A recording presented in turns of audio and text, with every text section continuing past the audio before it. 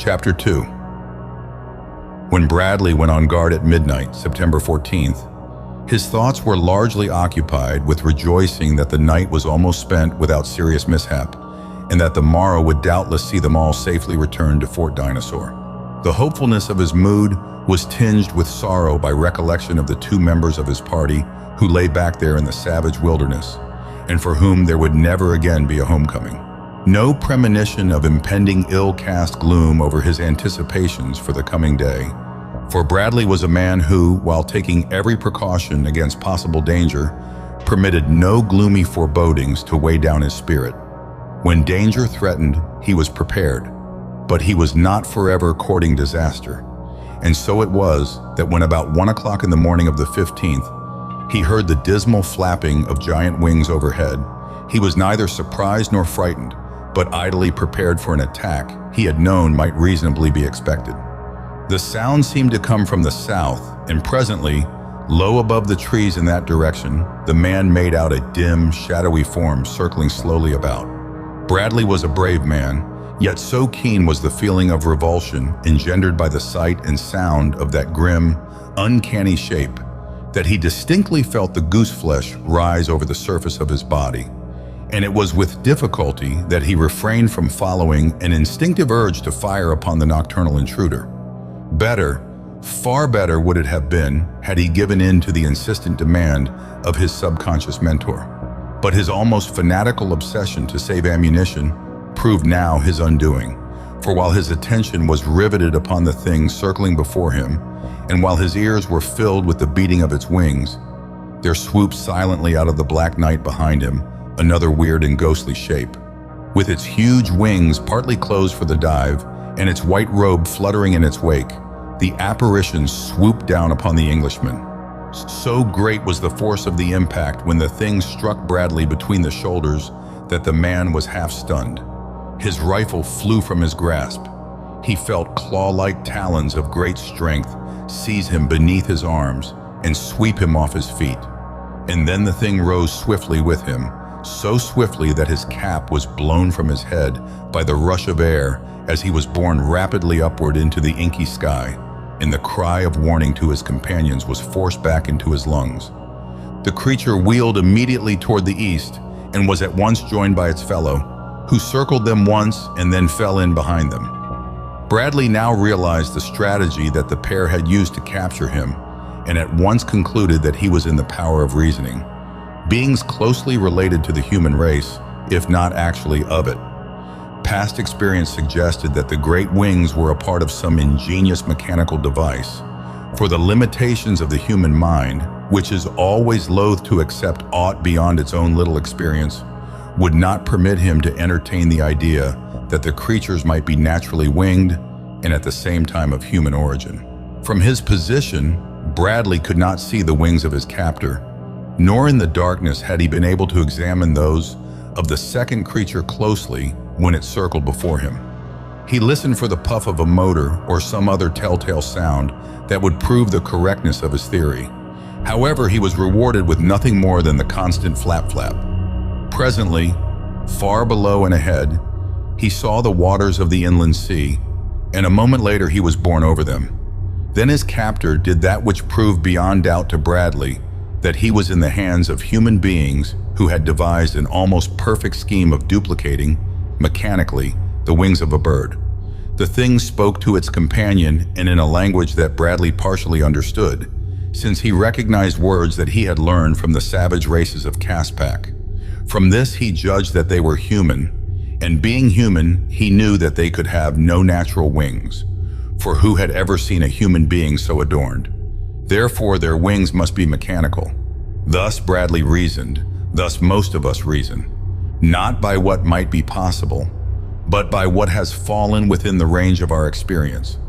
What he heard them say was to the effect that having covered half the distance, the burden would now be transferred from one to the other. Bradley wondered how the exchange was to be accomplished. He knew that those giant wings would not permit the creatures to approach one another closely enough to effect the transfer in this manner, but he was soon to discover that they had other means of doing it. He felt the thing that carried him rise to a greater altitude, and below he glimpsed momentarily the second white-robed figure. Then the creature above sounded a low call. It was answered from below, and instantly Bradley felt the clutching talons release him. Gasping for breath, he hurtled downward through space. For a terrifying instant, pregnant with horror, Bradley fell. Then something swooped for him from behind. Another pair of talons clutched him beneath the arms. His downward rush was checked. Within another 100 feet, and close to the surface of the sea, he was again borne upward. As a hawk dives for a songbird on the wing, so this great human bird dived for Bradley. It was a harrowing experience, but soon over. And once again, the captive was being carried swiftly toward the east, and what fate he could not even guess. It was immediately following his transfer in midair that Bradley made out the shadowy form of a large island far ahead. And not long after, he realized that this must be the intended destination of his captors. Nor was he mistaken. 3/4 of an hour from the time of his seizure, his captors dropped gently to earth in the strangest city that human eye had ever rested upon. Just a brief glimpse of his immediate surroundings vouchsafed Bradley before he was whisked into the interior of one of the buildings. But in that momentary glance, he saw strange piles of stone and wood and mud fashioned into buildings of all conceivable sizes and shapes, sometimes piled high on top of one another, sometimes standing alone in an open courtway, but usually crowded and jammed together, so that there were no streets or alleys between them, other than a few which ended almost as soon as they began. The principal doorways appeared to be in the roofs, and it was through one of these that Bradley was inducted into the dark interior of a low-ceiled room. Here he was pushed roughly into a corner where he tripped over a thick mat, and there his captors left him. He heard them moving about in the darkness for a moment, and several times he saw their large, luminous eyes glowing in the dark. Finally, these disappeared and silence reigned, broken only by the breathing of the creature, which indicated to the Englishman that they were sleeping somewhere in the same apartment. It was now evident that the mat upon the floor was intended for sleeping purposes, and that the rough shove that had sent him to it had been a rude invitation to repose. After taking stock of himself and finding that he still had his pistol and ammunition, some matches, a little tobacco, a canteen full of water, and a razor, Bradley made himself comfortable upon the mat and was soon asleep, knowing that an attempted escape in the darkness without knowledge of his surroundings would be predoomed to failure. When he awoke, it was broad daylight, and the sight that met his eyes made him rub them again and again to assure himself that they were really open and that he was not dreaming. A broad shaft of morning light poured through the open doorway in the ceiling of the room, which was about 30 feet square, or roughly square, being irregular in shape. One side curving outward, another being indented by what might have been the corner of another building jutting into it, another alcoved by 3 sides of an octagon, while the fourth was serpentine in contour. 2 windows let in more daylight, while 2 doors evidently gave ingress to other rooms. The walls were partially sealed with thin strips of wood, nicely fitted and finished, partially plastered, and the rest covered with a fine, woven cloth. Figures of reptiles and beasts were painted without regard to any uniform scheme here and there upon the walls. A striking feature of the decorations consisted of several engaged columns set into the walls at no regular intervals, the capitals of each supporting a human skull, the cranium of which touched the ceiling, as though the latter was supported by these grim reminders either of departed relatives or of some hideous tribal rite. Bradley could not but wonder which. Yet it was none of these things that filled him with greatest wonder. No, it was the figures of the 2 creatures that had captured him and brought him hither. At one end of the room, a stout pole about 2 inches in diameter ran horizontally from wall to wall, some 6 or 7 feet from the floor, its ends securely set in 2 of the columns. Hanging by their knees from this perch, their heads downward and their bodies wrapped in their huge wings, slept the creatures of the night before. Like 2 great horrid bats they hung, asleep.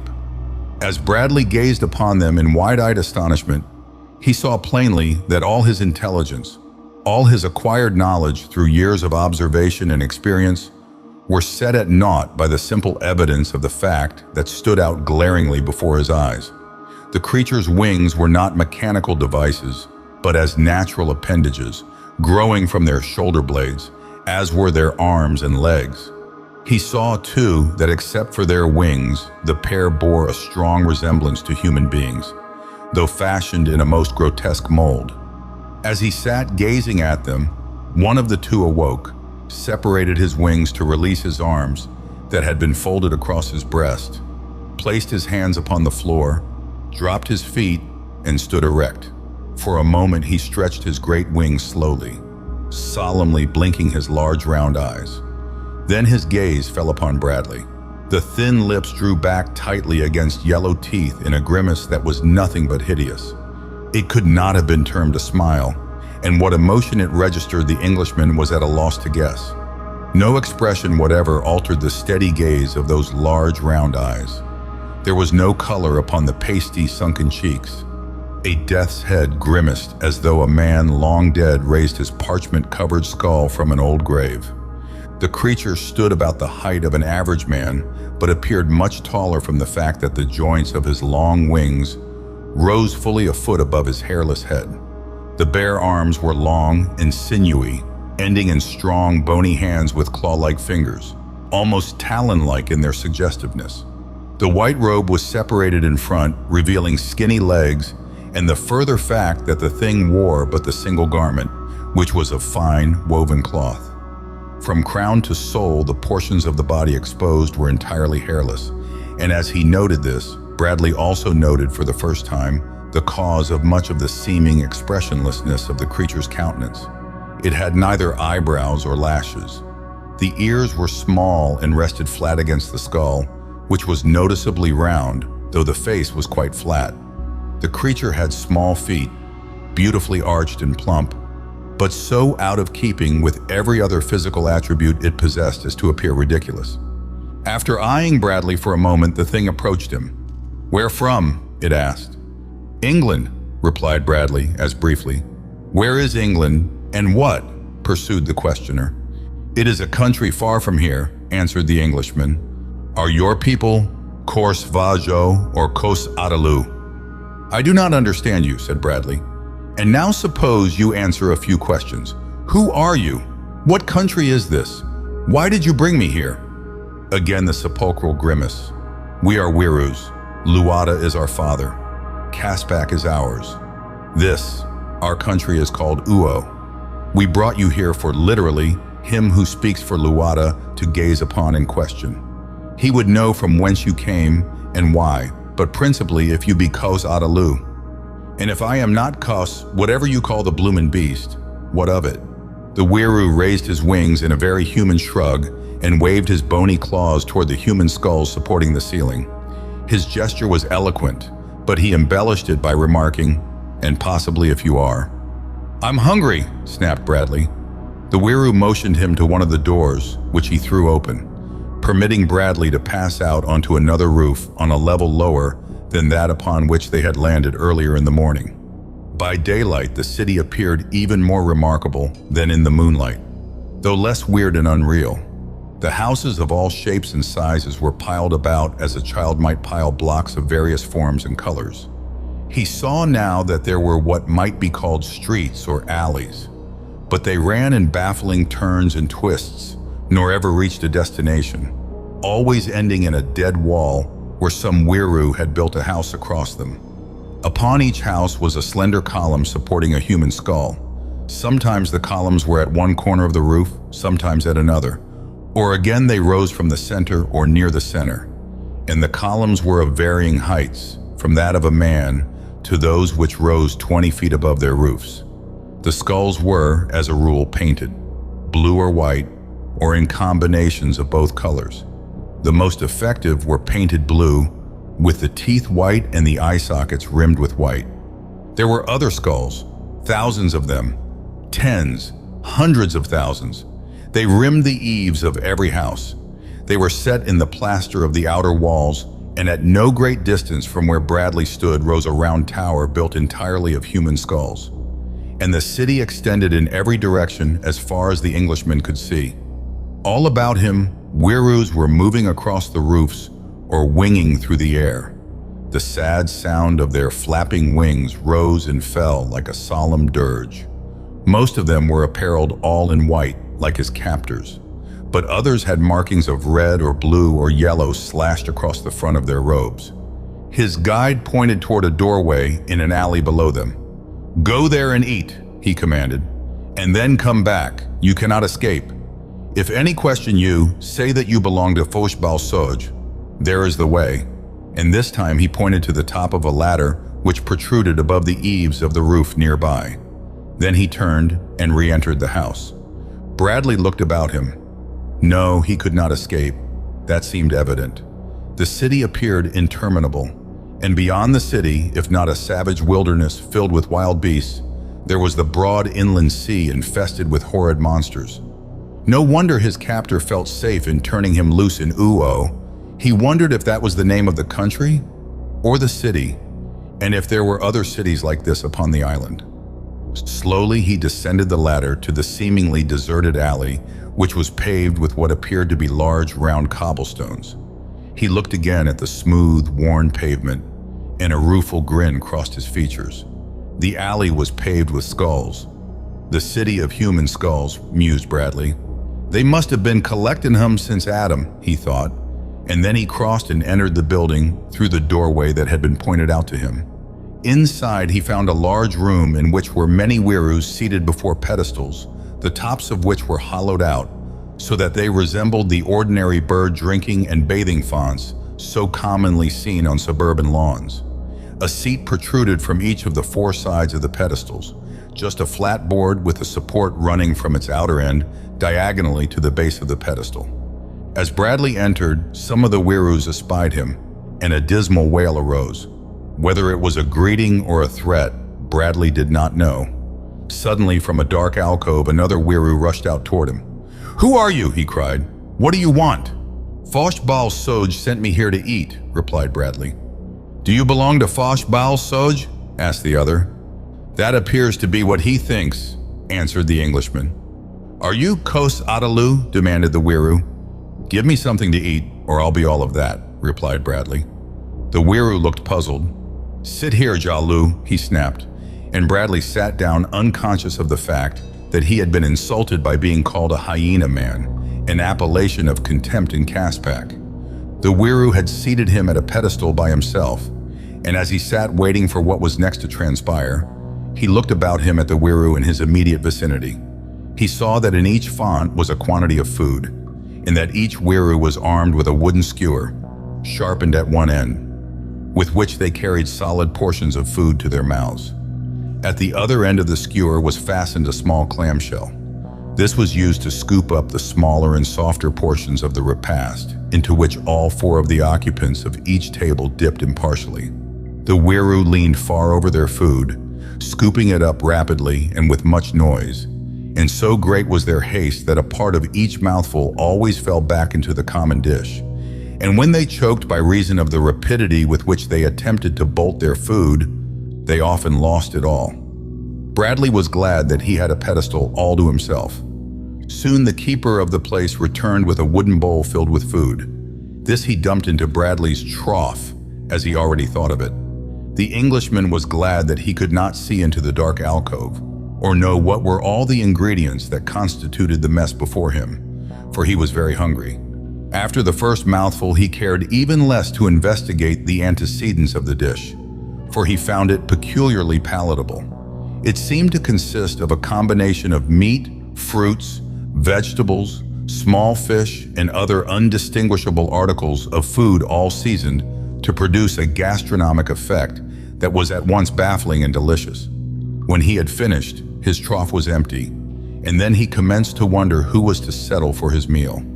As he waited for the proprietor to return, he fell to examining the dish from which he had eaten and the pedestal upon which it rested. The font was of stone worn smooth by long-continued use, the four outer edges hollowed and polished by the contact of the countless Wieroo bodies that had leaned against them for how long a period of time Bradley could not even guess. Everything about the place carried the impression of hoary age. The carved pedestals were black with use. The wooden seats were worn hollow. The floor of stone slabs was polished by the contact of possibly millions of naked feet and worn away in the aisles between the pedestals, so that the latter rested upon little mounds of stone several inches above the general level of the floor. Finally, seeing that no one came to collect, Bradley arose and started for the doorway.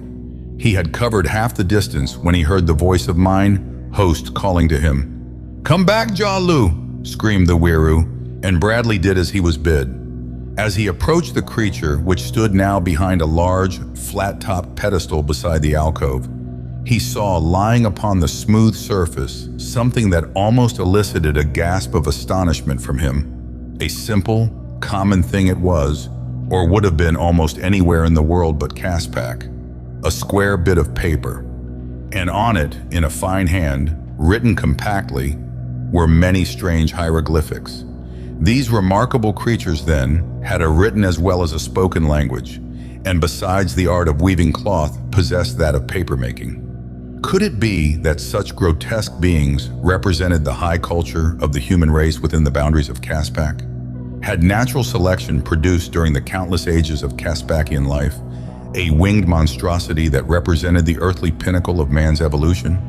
Bradley had noted something of the obvious indications of a gradual evolution from ape to spearman, as exemplified by the several overlapping races of Alalus, clubmen, and hatchetmen that formed the connecting links between the two extremes with which he had come in contact. He had heard of the Krolus and the Galus, reputed to be still higher in the plane of evolution, and now he had indisputable evidence of a race possessing refinements of civilization eons in advance of the spearmen. The conjectures awakened by even a momentary consideration of the possibilities involved became at once as wildly bizarre as the insane imaginings of a drug addict. As these thoughts flashed through his mind, the Wieroo held out a pen of bone fixed to a wooden holder and at the same time made a sign that Bradley was to write upon the paper. It was difficult to judge from the expressionless features of the Wieroo what was passing in the creature's mind, but Bradley could not but feel that the thing cast a supercilious glance upon him, as much as to say, "Of course you do not know how to write, you poor low creature, but you can make your mark." Bradley seized the pen and in a clear, bold hand wrote, "John Bradley, England." The Wieroo showed evidences of consternation as it seized the piece of paper and examined the writing with every mark of incredulity and surprise. Of course, it could make nothing of the strange characters, but it evidently accepted them as proof that Bradley possessed knowledge of a written language of his own. For following the Englishman's entry, it made a few characters of its own. "You will come here again just before Lua hides his face behind the great cliff," announced the creature. "Unless before that, you are summoned by him who speaks for Luata, in which case you will not have to eat anymore." Reassuring cuss, thought Bradley as he turned and left the building. Outside were several Wieroos that had been eating at the pedestals within. They immediately surrounded him, asking all sorts of questions, plucking at his garments, his ammunition belt, and his pistol. Their demeanor was entirely different from what it had been within the eating place, and Bradley was to learn that a house of food was sanctuary for him, since the stern laws of the Wieroos forbade altercations within such walls. Now they were rough and threatening. As with wings half spread, they hovered about him in menacing attitudes, barring his way to the ladder leading to the roof from whence he had descended. But the Englishman was not one to brook interference for long. He attempted at first to push his way past them, and then when one seized his arm and jerked him roughly back, Bradley swung upon the creature and with a heavy blow to the jaw felled it. Instantly, pandemonium reigned.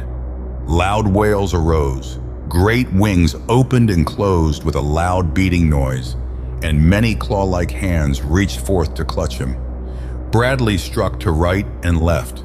He dared not use his pistol for fear that once they discovered its power, he would be overcome by weight of numbers and relieved of possession of what he considered his trump card, to be reserved until the last moment that it might be used to aid in his escape, for already the Englishman was planning, though almost hopelessly, such an attempt.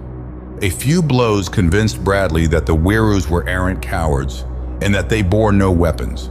For after 2 or 3 had fallen beneath his fists, the others formed a circle about him, but at a safe distance, and contented themselves with threatening and blustering, while those whom he had felled lay upon the pavement without trying to arise, the while they moaned and wailed in lugubrious chorus. Again Bradley strode toward the ladder, and this time the circle parted before him. But no sooner had he ascended a few rungs than he was seized by one foot, and an effort made to drag him down. With a quick backward glance, the Englishman, clinging firmly to the ladder with both hands, drew up his free foot, and with all the strength of a powerful leg, planted a heavy shoe squarely in the flat face of the Wieroo that held him. Shrieking horribly, the creature clapped both hands to its face and sank to the ground while Bradley clambered quickly the remaining distance to the roof. Though no sooner did he reach the top of the ladder than a great flapping of wings beneath him warned him that the Wieroos were rising after him. A moment later they swarmed about his head as he ran for the apartment in which he had spent the early hours of the morning after his arrival. It was but a short distance from the top of the ladder to the doorway, and Bradley had almost reached his goal when the door flew open and Fochbal Soj stepped out. Immediately the pursuing Wieroos demanded punishment of the Jal Lu, who had so grievously maltreated them. Fochbal Soj listened to their complaints, and then with a sudden sweep of his right hand, seized Bradley by the scruff of the neck and hurled him sprawling through the doorway upon the floor of the chamber. So sudden was the assault, and so surprising the strength of the Wieroo, that the Englishman was taken completely off his guard. When he arose, the door was closed, and Fochbal Soj was standing over him, his hideous face contorted into an expression of rage and hatred. "Hyena, snake, lizard, Haji Pete," he screamed.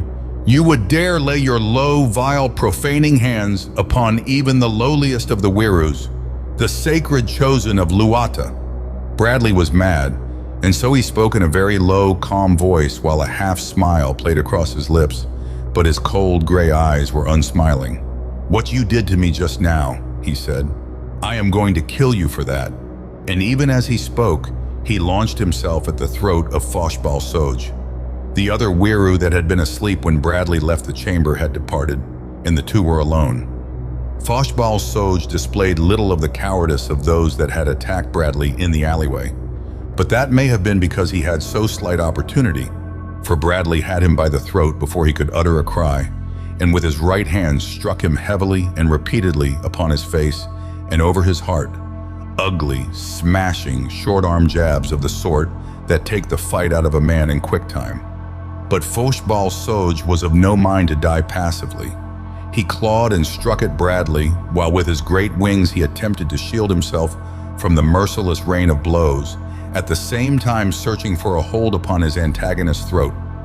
Presently he succeeded in tripping the Englishman, and together the two fell heavily to the floor, Bradley underneath, and at the same instant the Wieroo fastened his long talons about the other's windpipe. Fochbal Soj was possessed of enormous strength, and he was fighting for his life. The Englishman soon realized that the battle was going against him.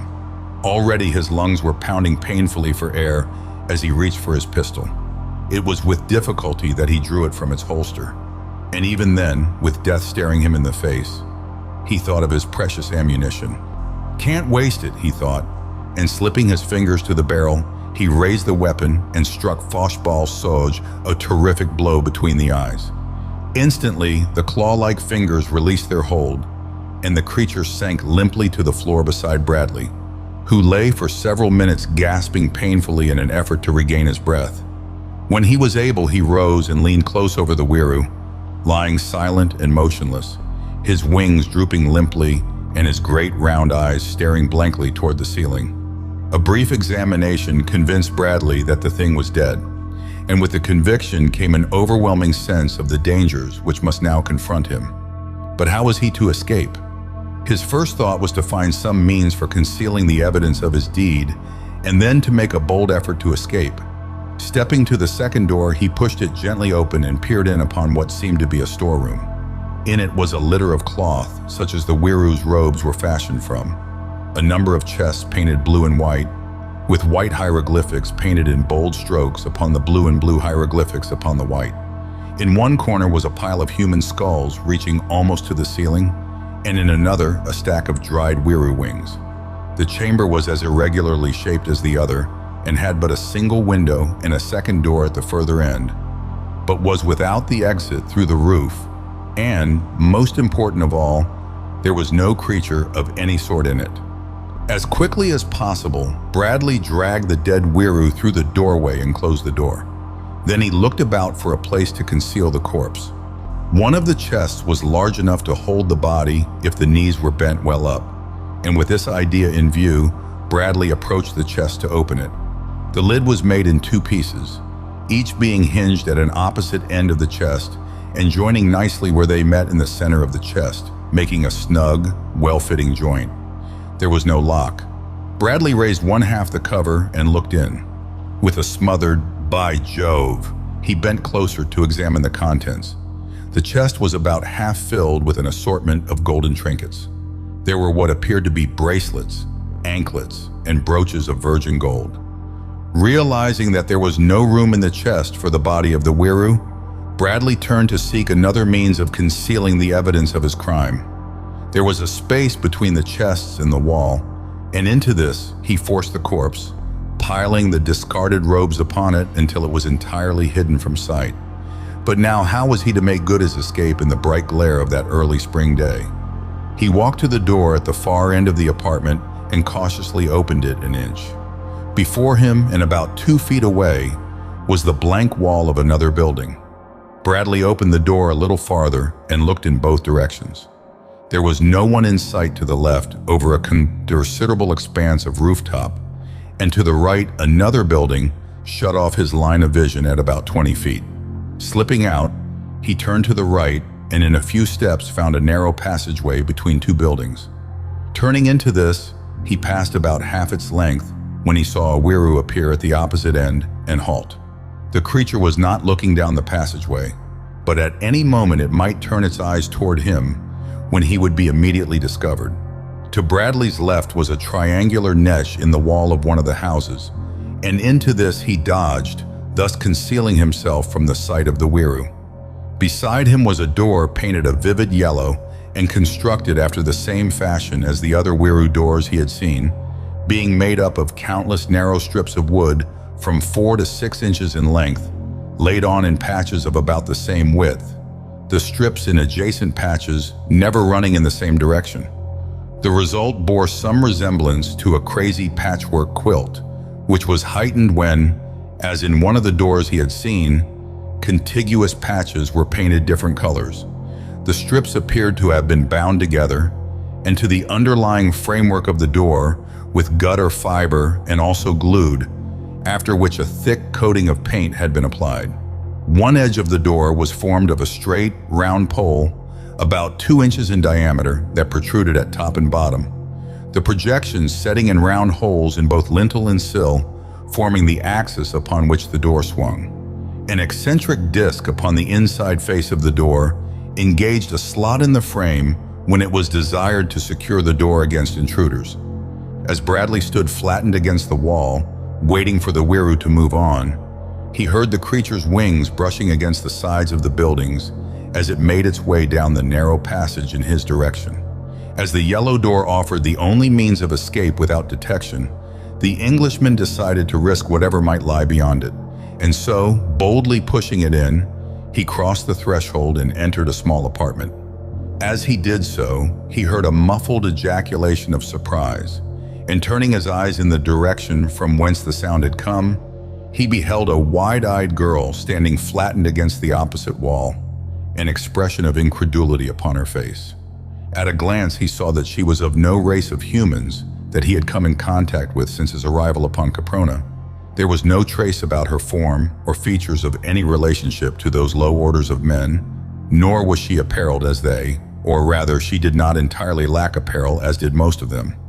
A soft hide fell from her left shoulder to just below her left hip on one side, and almost to her right knee on the other. A loose girdle was about her waist, in golden ornaments such as he had seen in the blue and white chest encircled her arms and legs, while a golden fillet with a triangular diadem bound her heavy hair above her brows. Her skin was white, as from long confinement within doors, but it was clear and fine. Her figure, but partially concealed by the soft deerskin, was all curves of symmetry and youthful grace, while her features might easily have been the envy of the most feted of continental beauties. If the girl was surprised by the sudden appearance of Bradley, the latter was absolutely astounded to discover so wondrous a creature among the hideous inhabitants of the city of human skulls. For a moment, the two looked at one another in unconcealed consternation, and then Bradley spoke, using to the best of his poor ability the common tongue of Caspak. "Who are you?" he asked, "and from where do you come? Do not tell me that you are a Wieroo." "No," she replied, "I am no Wieroo," and she shuddered slightly as she pronounced the word. "I am a Galu, but who and what are you? I am sure that you are no Galu from your garments, but you are like the Galus in other respects. I know that you are not of this frightful city, for I have been here for almost 10 moons, and never have I seen a male Galu brought hither before, nor are there such as you and I, other than prisoners in the land of Uo. And these are all females. Are you a prisoner then?" He told her briefly who and what he was, though he doubted if she understood, and from her he learned that she had been a prisoner there for many months. But for what purpose he did not then learn, as in the midst of their conversation, the yellow door swung open and a Wieroo with a robe slashed with yellow entered. At sight of Bradley, the creature became furious. "Whence came this reptile?" it demanded of the girl. "How long has it been here with you?" "It came through the doorway just ahead of you," Bradley answered for the girl. The Wieroo looked relieved. "It is well for the girl that this is so," it said, "for now only you will have to die." And stepping to the door, the creature raised its voice in one of those uncanny, depressing wails. The Englishman looked toward the girl. "Shall I kill it?" he asked, half drawing his pistol. "What is best to do? I do not wish to endanger you." The Wieroo backed toward the door. "Defiler!" it screamed. "You dare to threaten one of the sacred chosen of Luata." "Do not kill him," cried the girl, "for then there could be no hope for you.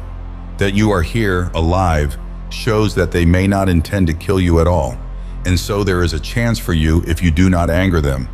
But touch him in violence and your bleached skull will top the loftiest pedestal of Uo." "And what of you?" asked Bradley. "I am already doomed," replied the girl. "I am Kos Atalo." "Kos Atalo, Kos Atalu." What did these phrases mean that they were so oft repeated by the denizens of Uo? Lu and Lo, Bradley knew to mean man and woman. Ata was employed variously to indicate life, eggs, young, reproduction, and kindred subjects. Kos was a negative, but in combination they were meaningless to the European. "Do you mean they will kill you?" asked Bradley. "I but wish that they would," replied the girl. "My fate is to be worse than death, in just a few nights more, with the coming of the new moon." "Poor she-snake," snapped the Wieroo. "You are to become sacred above all other shes. He who speaks for Luata has chosen you for himself. Today you go to his temple," the Wieroo used a phrase meaning literally high place, "where you will receive the sacred commands." The girl shuddered and cast a sorrowful glance toward Bradley. "Ah," she sighed, "if I could but see my beloved country once again." The man stepped suddenly close to her side before the Wieroo could interpose, and in a low voice asked her if there was no way by which he might encompass her escape. She shook her head sorrowfully. "Even if we escape the city," she replied, "there is the big water between the island of Buo and the Galu shore." "And what is beyond the city if we could leave it?" pursued Bradley. "I may only guess from what I have heard since I was brought here," she answered. "But by reports and chance remarks, I take it to be a beautiful land, in which there are but few wild beasts and no men. For only the Wieroos live upon this island, and they dwell always in cities of which there are 3, this being the largest. The others are at the far end of the island, which is about 3 marches from end to end, and at its widest point, about 1 march. From his own experience, and from what the natives on the mainland had told him, Bradley knew that 10 miles was a good day's march in Caspak, owing to the fact that at most points it was a trackless wilderness, and at all times travelers were beset by hideous beasts and reptiles that greatly impeded rapid progress. The two had spoken rapidly, but were now interrupted by the advent through the opening in the roof of several Wieroos, who had come in answer to the alarm it of the yellow slashing had uttered. "This Jal Lu," cried the offended one, "has threatened me. Take its hatchet from it and make it fast where it can do no harm until he who speaks for Luata has said what shall be done with it.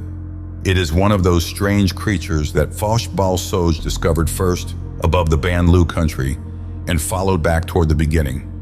He who speaks for Luata sent Foch Balsoj to fetch him one of the creatures, and here it is. It is hoped that it may be from another world and hold the secret of the Cosada Luz." The Wieroos approached boldly to take Bradley's hatchet from him, their leader having indicated the pistol hanging in its holster at the Englishman's hip. But the first one went reeling backward against his fellows from the blow to the chin, which Bradley followed up with a rush, and the intention to clean up the room in record time. But he had reckoned without the opening in the roof. Two were down, and a great wailing and moaning was arising when reinforcements appeared from above.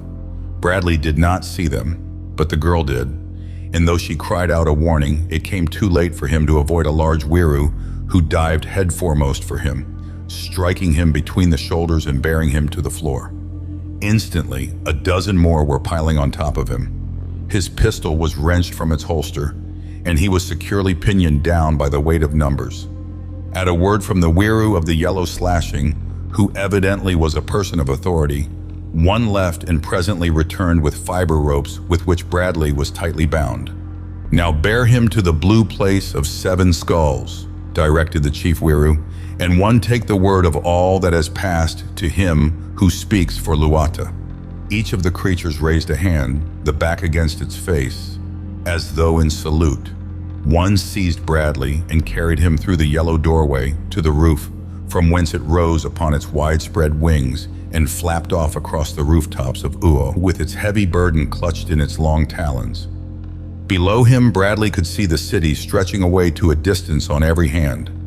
It was not as large as he had imagined, though he judged that it was at least 3 miles square.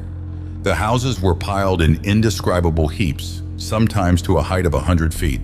The streets and alleys were short and crooked, and there were many areas where buildings had been wedged in so closely that no light could possibly reach the lowest tiers, the entire surface of the ground being packed solidly with them. The colors were varied and startling, the architecture amazing. Many roofs were cup or saucer shaped with a small hole in the center of each, as though they had been constructed to catch rainwater and conduct it to a reservoir beneath. But nearly all the others had the large opening in the top that Bradley had seen used by these flying men in lieu of doorways. At all levels were the myriad poles surmounted by grinning skulls, but the two most prominent features of the city were the round tower of human skulls that Bradley had noted earlier in the day, and another and much larger edifice near the center of the city. As they approached it, Bradley saw that it was a huge building, rising 100 feet in height from the ground, and that it stood alone in the center of what might have been called a plaza in some other part of the world.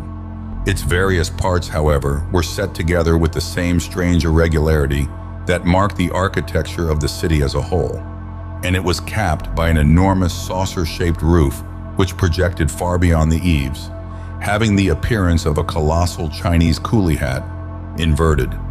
The Wieroo bearing Bradley passed over one corner of the open space about the large building, revealing to the Englishman grass and trees and running water beneath. They passed the building, and about 500 yards beyond, the creature alighted on the roof of a square, blue buildings surmounted by 7 poles bearing 7 skulls. This then, thought Bradley, is the blue place of 7 skulls. Over the opening in the roof was a grated covering, and this the Wieroo removed. The thing then tied a piece of fiber rope to one of Bradley's ankles and rolled him over the edge of the opening. All was dark below, and for an instant the Englishman came as near to experiencing real terror as he had ever come in his life before. As he rolled off into the black abyss, he felt the rope tighten about his ankle, and an instant later he was stopped with a sudden jerk to swing pendulum-like, head downward. Then the creature lowered away until Bradley's head came in sudden and painful contact with the floor below, after which the Wieroo let loose of the rope entirely and the Englishman's body crashed to the wooden planking. He felt the free end of the rope dropped upon him and heard the grating being slid into place above him.